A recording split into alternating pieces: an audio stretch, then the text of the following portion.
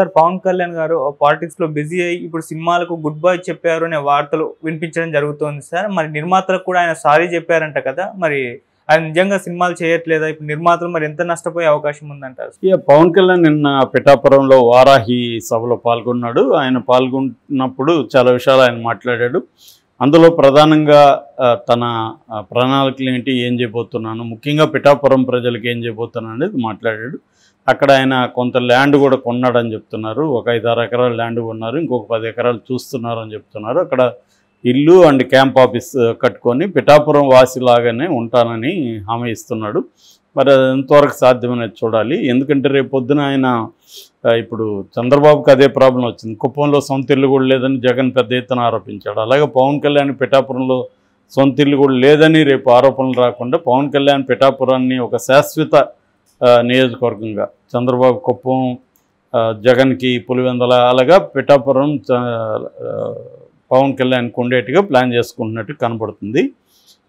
అయితే ఈ సందర్భంగా మనం ఇంతకుముందు కూడా మాట్లాడుకున్నాం, పవన్ కళ్యాణ్ సినిమాల పరిస్థితి ఏంటి. 3 సినిమాలు ఉన్నాయి, ఓజీ అండ్ ఉస్తాద్ భగత్ సింగ్, తర్వాత హరిహర వీరమల్లు, ఈ 3 సినిమాలు ఉన్నాయి. యాక్చువల్గా ఈ మూడిట్లో కూడా మామూలుగా అయితే పవన్ కళ్యాణ్ గత కొంతకాలంగా చూస్తే జనరల్గా ఆయన ఏం చేసేవాడంటే రీమేక్ సినిమాలని ప్లాన్ చేశాడు.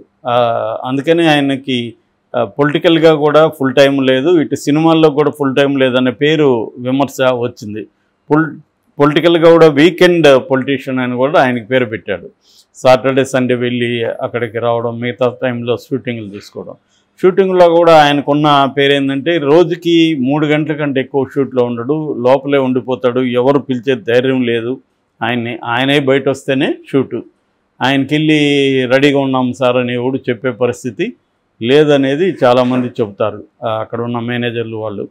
ఎందుకంటే అది ఆయన ఫంక్షన్ స్టైలు, అది వర్కౌట్ అవుతుంది కాబట్టి ఆయన చేస్తున్నాడు. చాలామంది హీరోలు కూడా వాళ్ళ పద్ధతిలో వాళ్ళు పనిచేస్తుంటారు. పవన్ కళ్యాణ్ స్టైల్ ఏంటంటే రోజుకు 3-4 గంటల కంటే ఆయన షూటింగ్లో ఉండడు. మిగతా టైంలో ఆయన తన వాళ్ళతో మాట్లాడుతుండడం, లేకపోతే పుస్తకాలు చదవడం, ఏదో ఒకటి ఆయన పర్సనల్ యాక్టివిటీలో బిజీగా ఉంటారు. సో ఈ క్రమంలో అందుకని ఆయన ఏం చేస్తాడంటే 20-25 రోజులు మాత్రమే తన డేట్స్ ఒక సినిమాకి ఇస్తే ఆ సినిమా ఫినిష్ అవ్వాలి. అలా అవ్వాలంటే దానికి తగిన రీమేక్ సినిమా సెలెక్ట్ చేసుకోవాలి.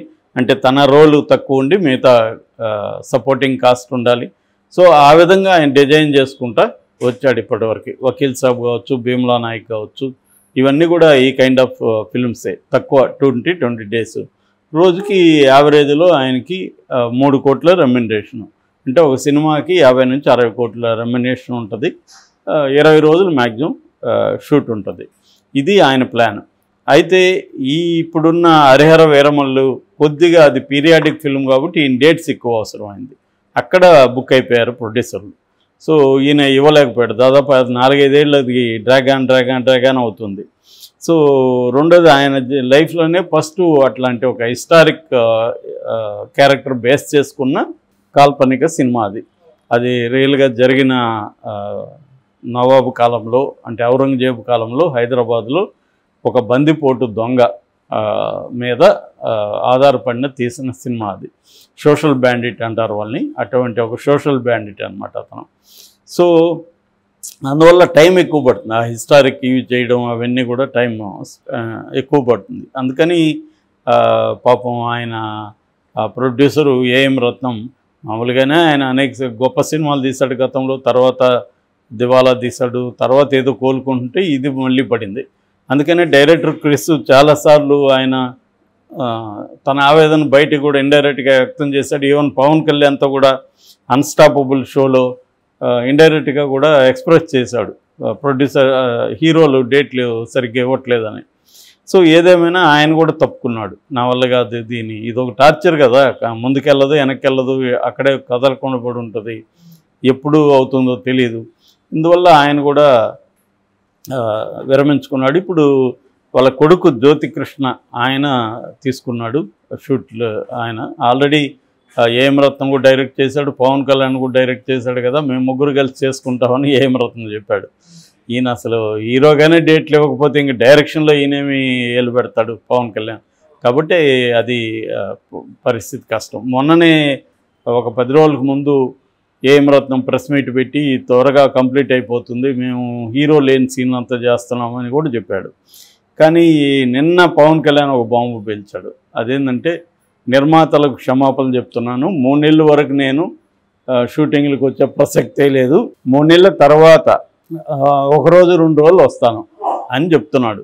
నాకు నమ్మకం లేదు 3 నెలల తర్వాత కూడా ఆయన రాకపోవచ్చు. ఎందుకంటే 3 నెలల్లో ఆయన ఎలా ఫ్రీ అవుతాడు? కాబట్టి ఏంటంటే క్లియర్గా నిర్మాతలు 100 కోట్లు ఒక్కొక్క సినిమాకి, పవన్ కళ్యాణ్ సినిమాకి కనీసం 150-200 కోట్లు మినిమం అవుతుంది. ఇవన్నీ కూడా పెద్ద లార్జ్ ప్రాడక్ట్స్, ఓజీ కానీ, తర్వాత ఇది కానీ, ఉస్తాద్ భగత్ సింగ్ కానీ, ఇవన్నీ కూడా పెద్ద బడ్జెట్ సినిమాలే. అంటే 200-300 కోట్లు అయితే మినిమం అవుతుంది. సో ఈయనకి ఈ 200-300 కోట్లకి 4-5 ఏళ్ళ నుంచి వడ్డీల పరిస్థితి ఏంటి? ఎక్కువ భాగం వీళ్ళు ఫైనాన్స్ చేస్తారు. సో ఇదంతా కూడా తడిసి మోపడవుతుంది. మరి పవన్ కళ్యాణ్ రాజకీయాల్లోకి బిజీగా ఉన్నప్పుడు తెలియదా వీళ్ళకి? అంటే వీళ్ళు ఎప్పుడో ఇదైతే 4-5 ఏళ్ళకి ముందు స్టార్ట్ చేసింది. అంటే పవన్ కళ్యాణ్ పరిస్థితి ఏంటంటే ఇటు నిర్మాతలకి న్యాయం చేయకుండా తను ముందే ఈ సినిమాలు చేయకపోయింటే వాళ్ళకి ఇప్పుడు సేఫ్. కానీ ఇప్పుడు ఖచ్చితంగా వీళ్ళు ముగ్గురు కూడా నష్టపోతారు. రెండోది, ఇంత గ్యాప్ వస్తే రేపు సినిమా మీద కూడా జనాలకు కూడా ఇంట్రెస్ట్ ఉండదు. ఇది ఎవరు ఇతను రాలేదు, డైరెక్టర్ మారిపోయాడు, ఇది బాగా తీయలేదంట, ఇలాంటి బ్యాడ్ టాక్ స్ప్రెడ్ అయిపోతుంది. దానివల్ల కూడా ఓపెనింగ్స్ అనుకున్నంతగా రావు రేపొద్దున. సో కాబట్టి నిర్మాతలు ఎటైనా లూజ్ అవుతారు, మనీ రిలీజ్ అయినా ఇవి లూజ్ అయ్యే అవకాశాలు ఎక్కువ ఉన్నాయి. ఇది ఇప్పుడిప్పుడే కంప్లీట్ కాకుండా ఎప్పుడు రిలీజ్ అవుతాయి ఎవరికి తెలీదు. అటువంటి ఒక సందిగ్ధ పరిస్థితులకి పవన్ కళ్యాణ్ నెట్టేశాడు. అయితే పవన్ కళ్యాణ్ వైపు నుంచి ఆలోచించినప్పుడు ప్రొడ్యూసర్ లాస్ అయితే లాస్ సరే, కానీ నేను ప్రజలకి జవాబుదారీగా ఉండాలి, ఎందుకంటే నాకు 5 శాఖలు ఉన్నాయి, నేను డిప్యూటీ సీఎం, సో నేను పనిచేయాలి అనుకోవడం మనకి ప్రజల యాంగిల్లో చూసినప్పుడు అది పాజిటివ్ సైనే. ఎందుకంటే ఆయన ప్రధాన బాధ్యత మంత్రిగా 5 శాఖల్ని సరిగ్గా నిర్వహించడం అనేది ఆయన ప్రధాన బాధ్యత. అది ఇప్పటివరకు ఆయన పర్ఫెక్ట్గా చేస్తున్నాడు, సమీక్షలు చేయడం అవన్నీ చేస్తున్నాడు. తన పరిధిలో తను ప్రజల సమస్యలు సాల్వ్ చేయడానికి ట్రై చేస్తున్నాడు. కనీసం ప్రజలకు అందుబాటులో ఉండి వింటున్నాడు. అంతవరకు మనం పవన్ కళ్యాణ్ ఖచ్చితంగా అప్రిషియేట్ చేయాలి. కాకపోతే సినిమా పరంగా చూసుకున్నప్పుడు వీళ్ళకి ఇబ్బందులు ఉంటాయి. మరి దాన్ని ఆయన ఏమన్నా వాళ్ళకి వేరే రకంగా ఏమన్నా చేయగలరా అంటే, వీళ్ళ కాంపౌండ్లో చాలామంది హీరోలు ఉన్నారు, ఈ ప్రొడ్యూసర్లకి ఆ హీరోల డేట్లు ఏమన్నా ఇప్పించి ఇలాగేమన్నా చేయాలనుకుంటే చేయొచ్చు. ఈ నష్టాన్ని వేరే రకంగా పోడ్చాలనుకుంటే పోడ్చచ్చు. మరి నిర్మాతలు వీళ్ళందరూ కలిసి వీళ్ళు కూడా ఎందుకంటే లాస్ అవుతుంటే సైలెంట్గా ఎందుకుంటారు, దీన్ని ఇంకేమన్నా పద్ధతిలో రికవర్ చేసుకోవచ్చు అనేది పవన్ కళ్యాణ్ కలిసే అవకాశం కూడా ఉంది. సో ఆ రకంగా చూసుకున్నప్పుడు ఆ నిర్మాతల లాస్ని కూడా పవన్ కళ్యాణ్ మిటిగేట్ చేయొచ్చు, తగ్గించవచ్చు కనీసం. సో ఆ రకంగా ఆయన ప్రొడ్యూసర్లకు కూడా న్యాయం చేసే అవకాశాలు ఉన్నాయి. రెండవది, 3 నెలల తర్వాత ఆయన షూటింగ్ ప్లాన్ చేసుకుంటే కూడా నేను ఇంతకుముందు కూడా చెప్పాను, కొంతవరకు ట్రై చేయొచ్చు. ఎందుకంటే ఇవాళ ఉన్న టెక్నాలజీ, షూటింగ్లో కూడా ఆయన పనిచేసింది 3 గంటలు, మిగతా అన్ని గంటలు ఆయన మంత్రిగా ఫంక్షన్ చేయొచ్చు ఎక్కడున్నా. ఇవాళ ఏంటంటే ఒకే ప్లేస్లో అక్కడే పోయి కూర్చొని మంత్రిగా ఫంక్షన్ చేయాలనేది ఏం లేదు. టెక్నాలజీ ఉంది, కాన్ఫరెన్స్ కాల్స్ ఉన్నాయి, జూమ్స్ ఉన్నాయి, అన్నీ ఉన్నాయి. ఈయన పని చేయొచ్చు, ఎక్కడ షూటింగ్ ఉంటే అక్కడ ఈ సిస్టమ్ అంతా పెట్టుకొని ఆయన వర్క్ చేయొచ్చు. అంటే మంత్రిగా పనిచేస్తూనే షూట్లో పాల్గొనవచ్చు. ఆ రకంగా కానీ ఆయన 3 సినిమాలు కంప్లీట్ చేసిస్తే ఒక రకంగా అభిమానులు కూడా వెయిట్ చేస్తుంటారు దీని పట్ల, సినిమాలు రావాలని. అట్లాగే ప్రొడ్యూసర్లు కానీ మిగతా కాస్టింగ్ వాళ్ళందరికీ కూడా ఇది కొంత హెల్ప్ అవుతుంది.